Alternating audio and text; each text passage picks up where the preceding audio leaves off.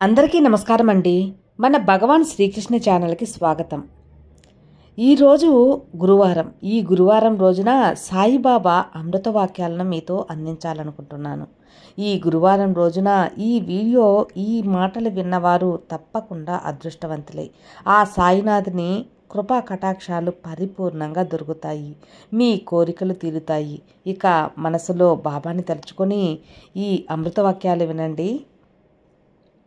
సాయిబాబా షిరిడీలో సుమారు 60 సంవత్సరాలుండి ఉన్నప్పటికీ ఆయన కీర్తి సూర్యుని శోభలాగా అన్ని దిక్కులా ఆ రోజుల్లోనే వ్యాపించినప్పటికీ అసలు ఆయన పేరేంటి, ఊరేంటి, తల్లిదండ్రులు ఎవరు, కులగోత్రాలు ఏంటి అని ఎవ్వరికీ తెలియదు. ఆయన దర్శనానికి నిత్యం మరెందరో అన్ని ప్రాంతాల నుండి వస్తూ ఉండేవారు. కానీ వారిలో ఏ ఒక్కరు కూడా ఆయన గురించి చెప్పలేకపోయేవారు.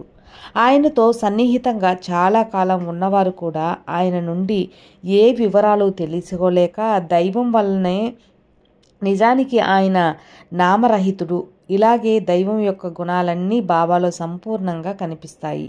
షిరిడీలో వెలిసిన ఆ దేహం ఏ తామన్న భ్రాంతి ఆయనకు ఎన్నడూ లేదు.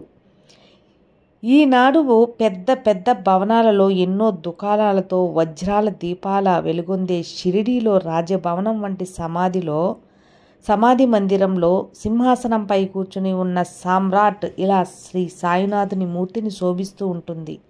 దేశం నలుమూలల నుండి వారి దర్బారుకు చేరిన భక్తులెందరూ తెచ్చిన లెక్కలేనన్ని మాలలతో, కొత్త వస్త్రాలతో ప్రతి క్షణం ఆయన వెలిగిపోతూ ఉంటారు. కానీ సుమారు 130 సంవత్సరాల క్రిందట ఆ జిల్లాలో ఎక్కువ మందికి తెలియని చిన్న గ్రామం షిరిడి. అక్కడ 80 గడపలకు మించి ఉండేవి కాదు. దాదాపు ఇళ్ళన్నీ మట్టి కట్టడాలే. 1-2 గుడిసెలతో నిత్యావసర వస్తువులు అమ్మేవారు. గ్రామాలన్నిటికీ అన్ని వైపులా తుమ్మ పొదలు, చిట్టడవులు, పొలాలు ఉండేవి. అరుదుగా ఎప్పుడైనా ఆ ఊరికి గుర్రపు బండి వస్తే ఆ గ్రామంలోని పిల్లలు, పెద్దలు చోద్యం చూసేవారు. నిజానికి ఆ సమీపంలో రహిత గ్రామాలకు మాలపల్లె షిరిడి. ఆ గ్రామంలో జరిగే గొప్ప వేడుక వారానికి ఒకసారి జరిగే సంత మాత్రమే. ఎప్పుడైనా కాలినడక దేశ సంచారం చేసే యాత్రికులు, సాధువులు, ఫకీరులు ఆ గ్రామంలోని మారుతి ఆలయంలోనూ లేక తాకియాలోనూ బస చేసేవారు. ఆనాటి షిరిడీలో ఈనాటి మన జీవితాల్లో లాగా సరైన వీధిగా దీపాలుగా ఉండేవి కావు. గ్రామంలో తలుపులు కూడా లేని మారుతి, శని, గణపతి, మహాదేవుల ఆలయాలు ఉండేవి. ఒకసారి ఒక పిచ్చివాడు ఆ మందిరానికిలో చొరబడి ఆ విగ్రహాలను విరగ్గొట్టాడు. వాటిని ఎలా రక్షణ ఉండేది కాదు. గ్రామ మధ్యంలో ఒక విఠలుడు ఆలయం, గ్రామ ప్రవేశం, గ్రామదేవత ఖండోబా ఆలయం ఉన్నాయి. శ్రీ సాయి 1884 ప్రాంతంలో ఒకరోజు ఆ గ్రామానికి ఉత్తరాన ఉన్న ఒక వేప చెట్టు కింద కూర్చొని కనిపించాడు. ఆయన చూసిన వృద్ధురాలు నానోచౌతార్ తల్లి ఇలా చెప్పింది. ఈ బాలుడు మొదట వేప చెట్టు కింద ఆసనం వేసుకుని కూర్చొని కనిపించాడు. అతని రూపం మనోహరంగా ఉంది. ఎప్పుడు ఎవరి ఇంటికి వెళ్లకుండా ఆ చెట్టు నీడలో ఉండేవాడు. పగలు ఎవరితోనూ కలిసేవాడు కాదు. రాత్రి సమయాల్లో కూడా అతడు భయం అనేది ఎరుగడు. చూడటానికి చిన్నవాడి అయినా అతని చర్యలు అతడు మహాజ్ఞాని అని సూచిస్తున్నాయి. అంత చిన్న వయసులో చలికి వేడికి చలించక తపస్సు చేసే అతడికి చూసి అందరూ ఆశ్చర్యపోయారు. అతడు కుర్రవాడు, అకస్మాత్తుగా ఎక్కడి నుండి వచ్చాడా అని అందరూ అనుకున్నారు. ఒకసారి గ్రామదేవత ఖండోబా ఒకరితో పుడితే గ్రామస్తులందరూ ఇతని కన్న పుణ్యాత్ములు ఎవరు, ఇతడు ఎక్కడి నుంచి వచ్చాడు అని అడిగాడు. ఆ గణం వారి చేత ఒక గడ్డపాలు తెప్పించి ఆ కింద చెట్టు కింద ఉన్న ఒక చోట త్రవ్వించాడు. అక్కడ ఒక బండ కింద కొన్ని ఇటుకలు కనిపించాయి. ఆ బండను తొలగిస్తే దాని అడుగు భూగర్భ భాగంలో దారి కనిపించింది. అందులో తిని వదిలేసిన పదార్థాలు, పూజా ద్రవ్యాలు, వెలుగుతున్న 4 ప్రమిదలు దీపాలు. అప్పుడు ఆ గణం ఈ బాలుడు ఇక్కడ 12 సంవత్సరాలు తపస్సు చేశాడు అని చెప్పాడు. అప్పటి నుండి ప్రజలు అనేక ప్రశ్నలతో ఆ బాలుని విసిగించసాగారు. అతడు అది గురుస్థానమని, ఆ బండను తిరిగి మూసివేయాలని చెప్పి అలాగే చేయించాడు. తర్వాత ఒకసారి ఆ వేప చెట్టు దగ్గరనున్న భవనానికి మరమ్మతులు చేపిస్తుంటే దాని కింద ఆ భూగర్భం సమాధి కనిపించాయి. వాటి గురించి అడిగిన భక్తులతో కూడా బాబా అలానే చెప్పారు. తర్వాత అక్కడ ఒక రోజున పిల్లలు ఆడుకుంటూ ఆ బండను తొలగించి చూశారు. అక్కడ భూమిలో మెట్లు చాలా పొడవుగా చీకటిగా ఉన్న గృహం కనిపించాయట. ఒకప్పుడు బాబా మసీదులో దునిని దగ్గర ఉన్న స్తంభాన్ని చూపి ఒక గృహ ఉందని, తాము అందులో నివసించామని, ఎవరైనా మహాత్ములు వచ్చినప్పుడు తప్ప ఎప్పుడూ బయటికి వచ్చేవారు కారని, తమ గొడ్డం పొడవుగా పెరిగి నేలకు తాకేదని చెప్తూ ఉండేవారు. బాబా మరొకప్పుడు సుగున్ మేర్ నాయక్తో, ఏమిటి 1-2 రోజుల ఉపవాసానికి కూడా తట్టుకోలేవా? నేను 12 సంవత్సరాలు కేవలం వేపాకు తిని జీవించాను అన్న మాటలు ఆయన జీవితాన్ని వృత్తాంతాన్ని బలపరుస్తాయి. ఫిబ్రవరి 14, 1912న సాయి తాము చేసిన గురుసేవ గురించి కాబోలు ఇలా చెబుతారు. తాము ఎన్నో కష్టాలకు ఓర్చి ఉన్నామని, నెలలు తరబడి ఆహారం లేకుండా ఉన్నామని, వేప మొదలైన ఆకులు తిని బ్రతికామని చెప్పారు. భగవంతుని కృప వలన ఆయన శరీరం సుక్కించి ఎముకలు కూడా నిలువుజాలని స్థితిలో ఉన్నప్పటికీ తమ ప్రాణం పోలేదని చెప్పారు. రాజ్యం కోల్పోయి తిరుగుతున్న హుమాయూన్ తన ఆశీస్సుల వలనే అక్బర్ చక్రవర్తి పుట్టాడని, ఆ ముందటి జన్మలో తపస్సు చేసిన ముకుంద బ్రహ్మచారి అలా జన్మించాడు అని సాయి ఒక భక్తునితో చెప్పారట. తాము గతంలో కబీరు అన్నారు. రామాయణ భాగవత కాలంలో కూడా తాము ఉన్నామని ఆయన చెప్పారు. ఈయన జన్మించిన మాట నిజమే అయితే నాటికి ఆయన పూర్ణుడు అయినా జ్ఞాని అని ఆయన ఒక్కసారి ఇలా సూచించారు. ఈ బాలుడు వింతగా కొంతకాలం అకస్మాత్తుగా ఎక్కడికో వెళ్ళిపోయి సుమారు 1 సంవత్సరం తర్వాత షిరిడీ చేరి అక్కడే ఉండిపోయాడు. ఈ మధ్యకాలంలో ఆయన ఎక్కడికి వెళ్ళారో ఏం చేశారో ఎవ్వరికీ తెలియదు. ఆ కాలంలో తాము విస్తారంగా దేశ సంచారం చేస్తామని, కొంతకాలం అలీ అను ముస్లిం మహాత్ముని దగ్గర, తర్వాత రహటాలోని చావడిలోనూ ఉన్నామని కుశల్ బహు అనే భక్తునితో సాయి చెబితే అతడు చంద్రబాస్ షేట్కు చెప్పాడు. ఆ కాలంలో దౌలు షేట్ ఆయనను చూశాడట కూడా. ఈ ఆలీగారి చిత్రపటం 1918 తర్వాత కూడా అహ్మద్ నగర్లోని రహటేకర్ వాడలో ఉండేది. తర్వాత తాము అహ్మద్ నగర్ నుండి రహటా వచ్చి కొంతకాలానికి షిరిడీ చేరామని శ్రీ సాయి కుశాల్ బాబుకు చెప్పారు. ఒకప్పుడు శ్రీమతి కాశీబాయి కనిత్కర్ అనే భక్తురాలతో శ్రీ సకరాం మహారాజ్ అనే గొప్ప సాధువు కలిసి కొంతకాలం ఉన్నామని, ఆయన తమ గురువు బంధువని, అక్కడే ఆయనతో కలిసి ఒక మామిడి మొక్క నాటామని బాబాగారు చెప్పారు. జోకుగానే భక్తుడు ఈ ఇద్దరిని దర్శిస్తూ ఉండేవాడు. ఒకసారి జోక్ అంగోన్ కవాడ్ ఆలోని మామిడి చెట్టు కాయ కోసి షిరిడీకి తీసుకువెళ్ళాడు. కానీ అది పచ్చదనం. ఈ దారిలో 2 మామిడి పళ్ళు కొని అతడు బాబాకు సమర్పించాడు. బాబా పండ్లను స్వీకరించకుండా ఆ మొదటి కాయని కొరికి తీసుకున్నారు. దానిని చూడగానే ఆనంద బాష్పాలతో ఆయన కళ్ళు నిండాయి.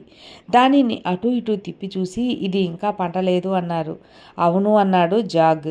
సాయి మరికొద్దిసేపట్టు దాన్ని తదేకంగా చూసి దానిని కోయించి భక్తులందరికీ పంచారు. అది ఎంతో మధురంగా ఉండడం చూసి అందరూ ఆశ్చర్యపోయారు. రెండవసారి షిరిడీ చేరే నాటికి వారు పరిపూర్ణులు అని తెలిపే సంఘటన ఒకటి సాయికి ప్రత్యక్ష భక్తుడైన దామోదర్ రాస్నే గారి కుమారుడు నానాసాహెబ్ రాస్నే గారికి చెప్పారు. ఈయన శ్రీ గాడ్గి మహారాజ్ అనే మహాత్మునికి తన ఇంట ఆతిథ్యం ఇచ్చి వారి గురుసేవ గురించి అడిగితే ఆయన ఇలా చెప్పారు. మేము సామాన్యంగా ఆ వృత్తాంతం ఎవరికీ చెప్పము. మా తల్లిదండ్రులు చాకలివారు. ఒక ఊరిలో ఒక బట్టల దుకాణంలో పనిచేసేవాడిని. ఒకరోజు దివ్య వచ్చస్సు గల ఫకీరు ఒకరు ఆ గ్రామానికి వచ్చారు.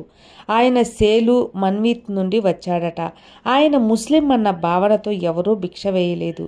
మా దుకాణంలో కూడా యజమాని పోదు పోమన్నాడు. నాకు ఆయనను చూస్తే భిక్ష వేయాలి అనిపించి పరుగున పోయి రొట్టెలు కూర తెచ్చేసరికి ఆయన వెళ్ళిపోయారు. నేను ఆయనకు వెతుకుతూ పోయేసరికి ఒక ఏకాంత స్థలంలో కూర్చొని చేనులో జొన్న కంకులు కోసుకొని తింటున్నారు. నన్ను చూసి కోపంతో, నీవు ఇక్కడికి ఎందుకు వచ్చావని గర్జించారు. మీకు ఎవరూ భిక్ష వేయలేదని గమనించి ఇంటి నుండి భిక్ష తెచ్చాను అన్నాడు. ఓహో, నేనేమి కోరితే అది ఇస్తావా? ఏం అడిగినా ఎత్తి పొడుపులుగా ఒకలాగా అంటాడు బాబాగారు. నా దగ్గర లేని డబ్బు తప్ప మీరు ఏమి కోరినా ఇస్తాను అంటాడు. అయితే నీ ప్రాణం ఇవ్వు అంటాడు పంతంగా బాబా. అది నేను ఇవ్వగలిగింది కాదు, మీరే తీసుకోండి. నాకు జీవితం అంటే విరక్తి పుట్టింది అన్నాడు. బాబా ఇలా నవ్వి ఆయన తలపై చేయి పెట్టి ఆశీర్వదించారు. వెంటనే ఆయన హృదయంలో చెప్పలేని మార్పు వచ్చింది. వారి సన్నిధి తప్ప మరేం కావాలి అనిపించింది.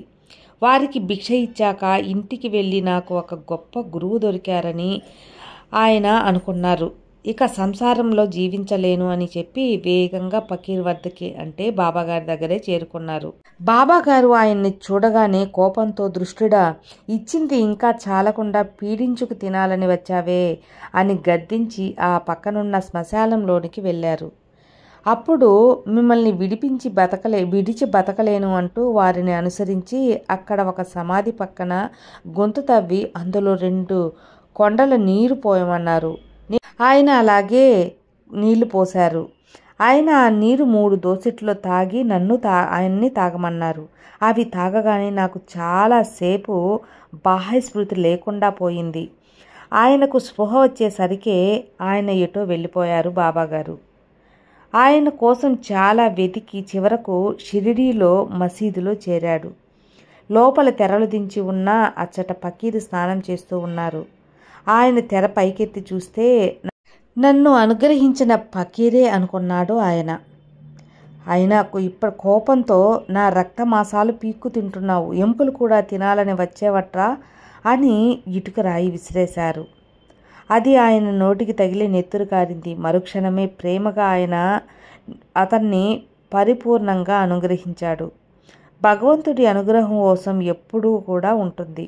నిన్ను అందరూ దైవంగా కొలుస్తారు. ఇక నా వెంట తిరగవద్దు అని చెప్పి బాబాగారు అన్నారు ఆయనతో.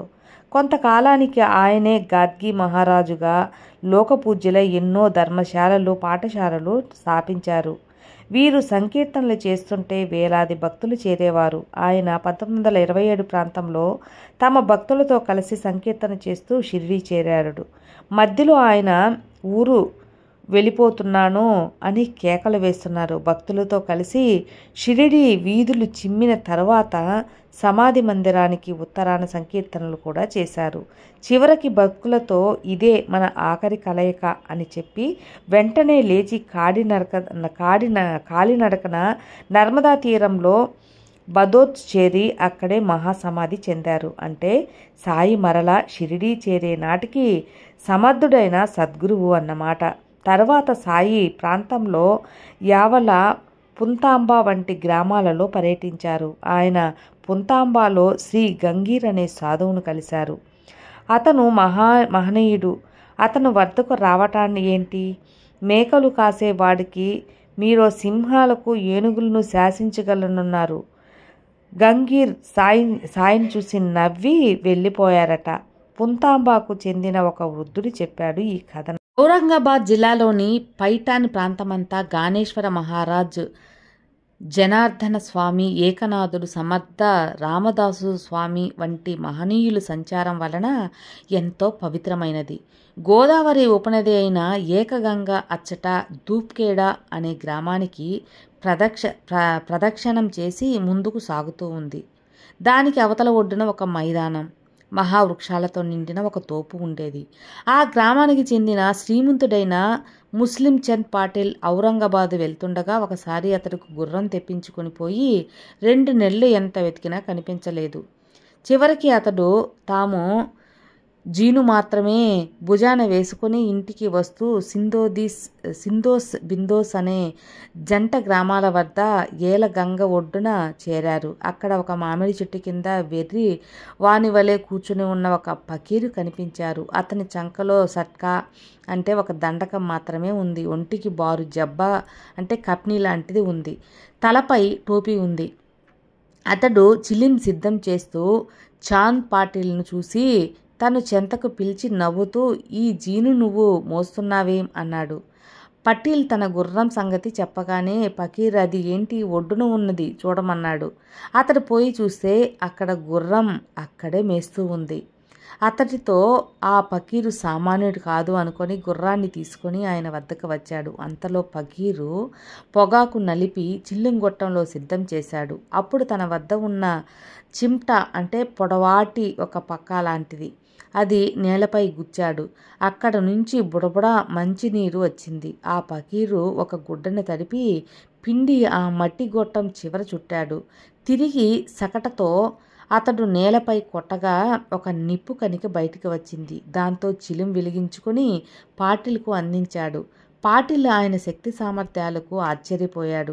ఆయనను తమ ఇంటికి ఆహ్వానించాడు. రేపు వస్తా, నువ్వు వెళ్ళు అని. మరో రోజు ఆ పకీరు అతని ఇంటికి వెళ్ళి అక్కడ భిక్ష చేశాడు. ఆయన కొంతకాలం ఏలగంగ పక్కన ఉన్న తోపులో మకాం వేశాడు. ఇందుకు గుర్తుగా ఇప్పుడు అక్కడ ఒక సాయి మందిరం ఉంది. ఆయన ఆ ప్రాంతంలో తిరుగుతూ ఉండేటప్పుడు అప్పుడప్పుడు పాటిల్ను పలకరిస్తూ ఉండేవాడు. తరచుగా అతనికి స్వప్నాలలో దర్శనమిచ్చి ముఖ్యమైన ఆదేశాలు ఇస్తూ ఉండేవారు. ఆ వంశస్థులు చెబుతూ ఉంటారు ఇప్పుడు కూడా. కొంతకాలానికి ఆయన పాటిల్ ప్రార్థన మన్నించి అతని మేనల్లుడు వివాహానికి పెళ్లివారితో కలిసి ఎద్దుల బండితులు షిరిడీ చేరారు.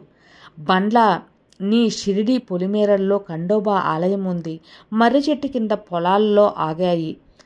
అందరితో పాటు పకీరు కూడా బండి దిగుతూ చూసి ఖండోబా ఆలయం పూజారి మహల్సాపతి ఆదరంగా యాసాయి రండి సాయి అని ఆహ్వానించాడు. అలనాడు ఎవరికీ చెప్పకుండా షిరిడీ నుండి వెళ్ళిపోయిన ఆ వింత యువకుడే ఈ పకీరు అని గుర్తించి అతను ఆనందించాడు. నాటి నుండి ఆ పకీరుకు ఆ పేరే సిద్ధిపడిపోయింది. సాయి కూడా షిరిడీలో స్థిరపడ్డాడు. ఆయన ఆ కళ్యాణానికి షిరిడీ వచ్చినది లోక కళ్యాణానికే.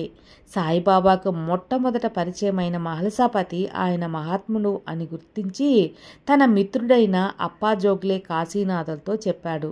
నిత్యము ఆ ముగ్గురు బాబాని దర్శించుకుంటూ ఉండేవారు. పేదవాడైన మహల్సాపతి బాబాకు పరిచర్యలు చేస్తే అతడి మిత్రుడు బాబాకు నిత్యావసర వస్తువులు సమకూర్చేవాడు. ఒకనాడు అప్పాకోతే పాటిల్ తన భార్యతో కూడా ఆయన వద్దకు వచ్చాడు. వారికి చూస్తుండగానే సాయి లేచి నిలబడి వారిని ఆదరించారు. అతని భార్య తన సోదరి అని చెప్పారు. ఆమె కూడా మొదట దర్శనంలోనే భక్తి శ్రద్ధలు కలిగిన ఆయనకు భిక్ష పెట్టకుండా భోజనం చేయకూడదని నియమం పెట్టుకుంది. ఆ రోజుల్లో సాయిని చూసిన తాత్యా బాబా కోతే ఇలా చెప్పాడు. శ్రీ సాయి షిరిడీ గడ్డ మీద అడుగుపెట్టే నాటికి నాకు 6 లేక 7 సంవత్సరాలు ఉంటాయి.